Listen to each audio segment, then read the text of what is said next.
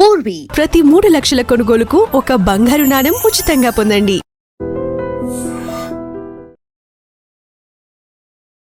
Welcome to IT news. This is Pavan. So present అయితే మళ్ళీ ఎందుకు ఇక్కడికి సార్ దగ్గరికి రావాల్సి వచ్చిందంటే, సర్వేల ప్రకారం బీజేపీకి 12%, 10% ఓటే చూపించడం జరుగుతుంది.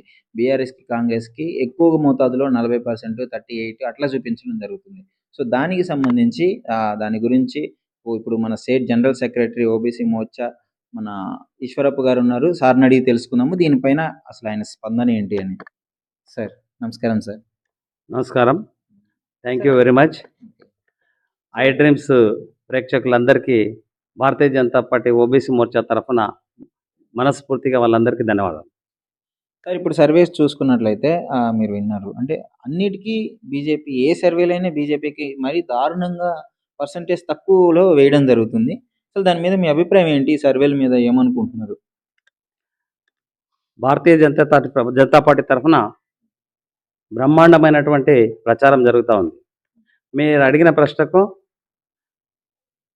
బీఆర్ఎస్ కానీ కాంగ్రెస్ పార్టీ కానీ, బీఆర్ఎస్ పార్టీ 10 సంవత్సరాల అధికారంలో ఉంది, కాంగ్రెస్ పార్టీ 2 సంవత్సరాల నుంచి అధికారంలో ఉంది. వాళ్ళ అవినీతి డబ్బుతో లక్షల కోట్ల రూపాయలని వాళ్ళ దగ్గర జమ చేసుకొని ఈరోజు మీడియా ద్వారా సోషల్ మీడియా ప్రభావితం అవుతుందనే ఉద్దేశంతో సోషల్ మీడియాలో తప్పుడు సమాచారాలు, ఫేక్ సర్వేలు నిర్వహించి ఈరోజు భారతీయ జనతా పార్టీకి తక్కువ చూపించడం జరుగుతూ ఉన్నది. మేము కూడా చూస్తున్నాం, యూట్యూబ్లో కానీ సోషల్ మీడియా చూస్తూ ఉన్నాం. కాంగ్రెస్ చూస్తే, బీఆర్ఎస్ చూస్తే ఎక్కువ చూపిస్తున్నారు, అదే బీజేపీకి వచ్చేసరికి తక్కువ చూపిస్తున్నారు. కానీ లక్షల కోట్ల రూపాయలు, వేల కోట్ల రూపాయలు ఖర్చు పెట్టి ఫేక్ సర్వేలను నిర్వహించి వాళ్ళకి ఇస్తున్నారు. మేము అలా కాదు, మా యొక్క సర్వేలు మీరు చూడండి, ఫలితాలు వచ్చిన తర్వాత మేము ఇంటింటికి పర్సనల్గా సర్వే చేస్తున్నాం, కులాల వారీగా సర్వే చేస్తున్నాం, గడప గడపకు వెళ్తూ ఉన్నాం. మహిళా మోర్చా, యువ Morcha, SC Morcha, ST Morcha, OBC Morcha అందరం కలిసి ఒక ప్రభావితమై అన్ని ఇళ్లను మేము సర్వేలు చేసుకున్నాం. మా సర్వేలు మా దగ్గర ఉన్నాయి కాబట్టి రేపు వచ్చే ఫలితాలు వీళ్ళ యొక్క సర్వేలను తారుమారు చేసి విజయం ఖచ్చితంగా సాధిస్తాం.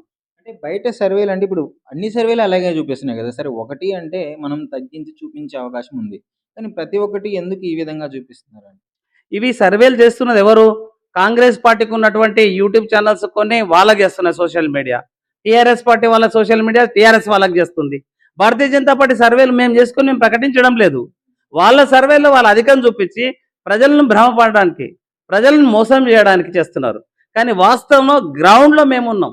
ఇంటింటికి ఓటర్స్ దేవుళ్ళే మనకు మెయిన్ ఇంపార్టెంట్. మోడీ గారు చేస్తున్న, నరేంద్ర మోడీ గారు చేస్తున్నటువంటి పథకాలు ప్రతి ఇంటికి చేరినాయి.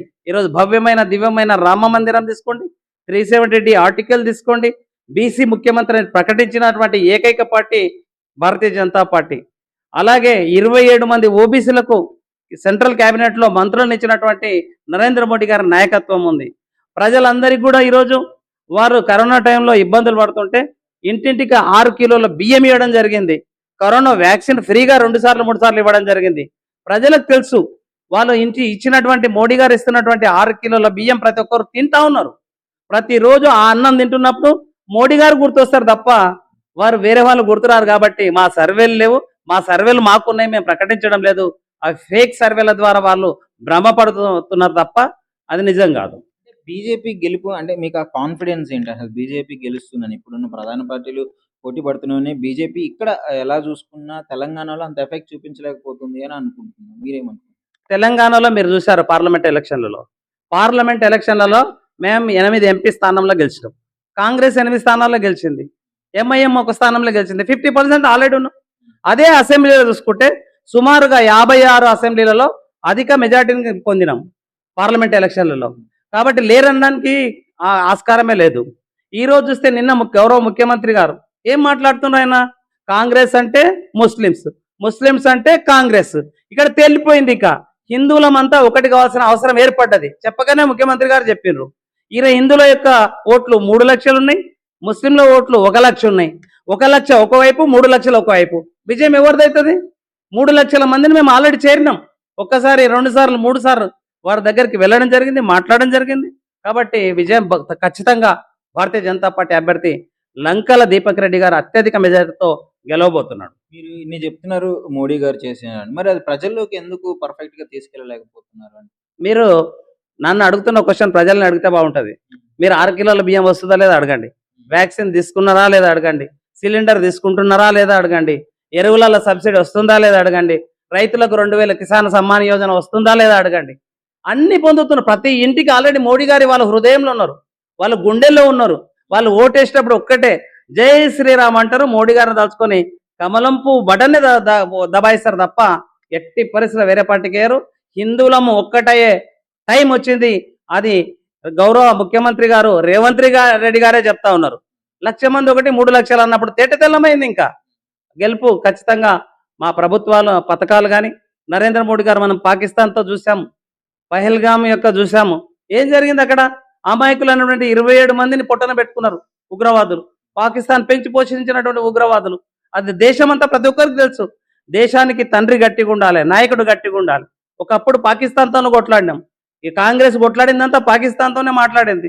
ఈరోజు అగ్ర రాజ్యాలైన అమెరికా, రష్యా, జపాన్ వీటితో కొట్లాడుతూ ఉన్నాం. ఈరోజు చూస్తున్నాం రోజు వార్తల్లో అమెరికా ఇండియా నడుస్తూ ఉంది. కాబట్టి ప్రజల్లో అవేర్నెస్ ఉంది. మోడీ గారి విషయాలు తెలుసు. నాయకుడు గొప్ప నాయకుడు. ఒకప్పుడు ప్రధానమంత్రిని కలవాలంటే నాయకులంతా ఈ గరీబ్ దేశం ఉంది, బీద దేశం ఉందని అనేవాళ్ళు. ఈ రోజు మన నాయకుడు నరేంద్ర మోడీ గారు వస్తున్నారంటే అంతర్జాతీయంగా ప్రతి దేశ నాయకుడు వచ్చేసి ఒక సింహాన్ని కలిసినట్టు వచ్చి కరచానాన్ని కలపడానికి చేతులు చాచుతా ఉన్నారు, స్నేహస్తం అందిస్తా ఉన్నారు. అంతా బాగానే ఉంది. ఇక్కడ స్టేట్‌లో ఎలా ఉంది అండి? స్టేట్‌లో ప్రజల్లో బీజేపీ మీద అవగాహన ఎలా ఉంది? ప్రజల్లో కూడా చాలా బలంగా ఉంది. నేను అదే చెప్తున్నా. ఎందుకు బలంగా ఉందంటే పరిపాలన చేసే నాయకుని చూస్తూ ఉన్నారు, ప్రభుత్వ పథకాలను చూస్తూ ఉన్నారు. కాబట్టి రేపు ఈ బై ఎలక్షన్ తర్వాత వాళ్ళకి జీవన్ మరణ సమస్య. కాంగ్రెస్ వాళ్ళకి ఏమైందంటే ఓడిపోతే కనుక ముఖ్యమంత్రి పీఠం పోతుందనే భయం. కేటీఆర్ అండ్ కేసీఆర్కి ఏముందంటే బీఆర్ఎస్ ఓడిపోయింది అనుకో వాళ్ళ ఉనికిగా ప్రమాదం. రేపు స్థానిక సంస్థల ఎలక్షన్ల వాళ్ళకి ఇక పుట్టగతులు ఉండవు. ఈ మాకు అలాంటిది ఏం లేదు. మేము న్యాచురల్గా వెళ్తాం. మా పార్టీ ప్రజల్లోకి నిరంతరంగా కార్యక్రమాలు చేపడుతుంది. ఎలక్షన్స్ వస్తేనే పనిచేయం. మేము ప్రజల కోసం పోరాటం చేయడానికి ఎల్లప్పుడూ సిద్ధంగా ఉంటాం. కాబట్టి ఖచ్చితంగా బీజేపీ గెలుస్తుంది. క్యాంపెయినింగ్ కూడా కాంగ్రెస్ నుంచి స్టార్స్ వస్తున్నారు. అంటే లైక్ సీతక్కని కావచ్చు, ఇట్లాంటి క్యాంపెయినింగ్ స్టార్ని తీసుకురావడం జరుగుతుంది.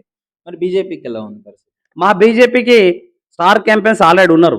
ఇక్కడ ఉన్నటువంటి కేంద్ర మంత్రి గారు జి కిషన్ రెడ్డి గారు ఉన్నారు. ఈ రోజు మీరు చూస్తున్నారు కేంద్ర మంత్రి వాళ్ళు బండి సంజయ్ గారు బోరబండకు వస్తామంటే పోలీసు వాళ్ళు పర్మిషన్ ఇచ్చిండ్రు. పర్మిషన్ ఇచ్చినట్టు మళ్ళీ వెంటనే రద్దు చేస్తున్నారు. పర్మిషన్ ఇచ్చి రద్దు చేయడం ఎంతవరకు న్యాయం? కావాలని కదా. వాళ్ళ ఉద్దేశం ఏంటంటే బండి సంజయ్ గారు వస్తే ఒక వేవ్ క్రియేట్ అవుతుందని, కిషన్ రెడ్డి గారు వస్తే ఒక వేవ్ క్రియేట్ అవుతుందని. కేంద్ర మంత్రులు ఇద్దరు కూడా వస్తున్నారు. 8 మంది ఎంపీలు రోజు నిరంతరంగా పాదయాత్రలు చేస్తున్నారు. చరిత్రలో భారతీయ జనతా పార్టీ చరిత్రలో ఏ పార్టీ చేయనటువంటిది 7 డివిజన్లలో మేము 50 శక్తి కేంద్రాలలో ఒక్కటే రోజు మేము అందరం కూడా సాయంత్రం 4 గంటల నుంచి రాత్రి 9 గంటల వరకు అన్ని శక్తి కేంద్రాలని అన్ని బూతులను కవర్ చేసుకుంటూ మా యొక్క 8 మంది ఎంపీలు, 8 మంది ఎమ్మెల్యేలు, 3 ఎమ్మెల్సీలు, 2 రాజ్యసభ సభ్యులు ఉన్నారు. మాకు డాక్టర్ కె లక్ష్మణ్ గారు ఉన్నారు, ఆర్ కృష్ణయ్య గారు ఉన్నారు. వీరంతా నిరంతరం చేస్తున్నారు.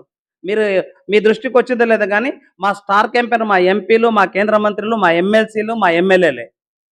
ఇప్పుడు అసలు బీజేపీకి ఎందుకు ఓటేయాలి? ఆ విషయం చెప్పండి ప్రజలు. మన బీజేపీకి ఒకటే, ప్రజలంతా క్షేమంగా ఉండాలంటే, అభివృద్ధి జరగాలంటే, అవినీతి లేని పరిపాలన జరగాలంటే. మీరు కాంగ్రెస్ చూడండి, బీఆర్ఎస్ మొత్తం అవినీతిమయమే. మీరు చూస్తూ ఉన్నారు. ఈ రోజుకు కేంద్ర ప్రభుత్వంలో భారతీయ జనతా పార్టీ రాష్ట్ర ప్రభుత్వాల్లో కానీ ఎక్కడ కూడా ఒక అవినీతి మచ్చలేదు. ఏ రోజు ఒక స్కామ్ లేదు, ఒక స్కీమ్ లేదు, బోగస్ స్కీమ్స్. ప్రతి ఫండ్ కూడా ఈరోజు అందరికీ అందుబాటులో వస్తుంది. మీరు ఈ మధ్యన చూశారు జిఎస్టీ. కేంద్ర ప్రభుత్వం ఏం ఆలోచిస్తుంది? ప్రజల సంక్షేమం కోసం ఆలోచిస్తుంది, దేశ అభివృద్ధి కోసం ఆలోచిస్తుంది. ఈరోజు జిఎస్టీ అన్ని సరుకులపైన దసరా దీపావళి పండుగ కంటే ముందే అన్ని సరుకులపైన 4 స్లాబులు ఉన్నటువంటిది 5%, 18%. కొన్ని వస్తువులపై అయితే రైతుల కోసం కానీ విద్యార్థుల పుస్తకాలు, పెన్నుల కోసం ట్రాక్టర్ 0 తీసుకురావడం జరిగింది. ట్యాక్సీలను కూడా తగ్గించి పండుగ వాతావరణాన్ని తెలంగాణ రాష్ట్రంలో తీసుకొచ్చినటువంటి మహానుభావుడు నరేంద్ర మోడీ గారు. కాబట్టి ప్రజలు ఇదంతా చూస్తున్నారు, ప్రత్యక్ష సాక్షులు ప్రజలే. కాబట్టి వాళ్ళు ఖచ్చితంగా నరేంద్ర మోడీ గారి వైపు ఉంటారు. కమలం పువ్వు గుర్తుకు ఓటేసి ఖచ్చితంగా మా క్యాండిడేట్ని గెలిపిస్తారు. ఈ మధ్య ఎక్కువగా మీటింగులు జరగడం జరుగుతుంది. ఆత్మీయ సమ్మేళనం అని చెప్పేసి కాపు, మున్నూరు కాపు, అదేవిధంగా గౌడ సోదరులు అని చెప్పేసి వీళ్ళందరినీ ఏంటి నిజంగానే వీళ్ళ సపోర్టు మనకి వస్తుందని అంటారు? ఖచ్చితంగా. ఈరోజు మీరు ఇందాక అడిగినట్టు బీఆర్ఎస్ అండ్ కాంగ్రెస్ వాళ్ళు ఏం చేస్తే బోగస్ సర్వేలు చేసి ఆ సర్వేల ద్వారా రిజల్ట్ వేసుకొని వాళ్ళు సంతోషపడుతున్నారు ఈరోజు. మేము ఏం చేస్తున్నాం మీరు అన్నట్టు ఇంటర్నల్గా బీసీల మీద 56% ఉన్నాం. 56%లో మా ఓబీసీ విభాగం మా అధ్యక్షులు జి ఆనంద్ గౌడ్ గారి నేతృత్వంలో మా కోఆర్డినేటర్లు అందరం కలిసి ఇక్కడ అన్ని కులాలని ఒక్కొక్క ఇంటికి వెళ్ళి వాళ్ళ సమీకరణలు చేసుకొని వాళ్ళ కుటుంబ సభ్యులు ఎంతమంది ఉన్నారు, వాళ్ళ సంక్షేమ ఫలాలు అందుతున్నాయా లేదో తెలుసుకొని వాళ్ళ లిస్టులు తయారు చేసుకొని ఆత్మీయ సమ్మేళనాలను ఏర్పాటు చేసుకొని గౌరవంగా ఒక మంచి సంతోషకరమైన వాతావరణంలో వారందరూ మూకుమ్మడిగా ఒకటే చెప్తున్నారు, నరేంద్ర మోడీ గారు ప్రధానమంత్రి నాయకుడు ఉంటే దేశం బాగుంటుంది, మేమందరం బాగుంటామని ముక్త కంఠంతో వాళ్ళంతా ప్రకటిస్తున్నారు. వాళ్ళ భారతీయ జనతా పార్టీకి ఖచ్చితంగా గెలిపిస్తామని వాళ్ళు హామీ ఇవ్వడం జరిగింది. Thank you sir. మొత్తానికి లంకా దీపక్ రెడ్డి గారు మెజారిటీతో గెలుస్తారని మీరు అనుకుంటున్నారు. ఖచ్చితంగా గెలుస్తారు. ఈ బై ఎలక్షన్ తర్వాత రేపు వచ్చే అసెంబ్లీ ఎలక్షన్లలో తెలంగాణలో భారతీయ జనతా పార్టీ ప్రభుత్వం వస్తుంది, కేంద్రంలో తెలంగాణ భారతీయ జనతా పార్టీ ప్రభుత్వం ఉంటుంది. డబుల్ ఇంజన్ సర్కారు ఉంటేనే రాష్ట్రం అభివృద్ధి చెందుతుంది. కేంద్రంలో ఒక సర్కారు, రాష్ట్రంలో ఒక సర్కారు ఉంటే కష్టం, చాలా ఇబ్బందులు ఉంటాయి. కాబట్టి ఇక్కడ భారతీయ జనతా పార్టీ ఖచ్చితంగా గెలుస్తుంది. కేంద్ర ప్రభుత్వం సహకారంతో తెలంగాణ మొత్తం అభివృద్ధి చెందుతా ఉంది. Thank you sir. ధన్యవాదాలు. జై హింద్. ఐ డ్రీమ్స్ వారికి మనస్ఫూర్తిగా ధన్యవాదాలు.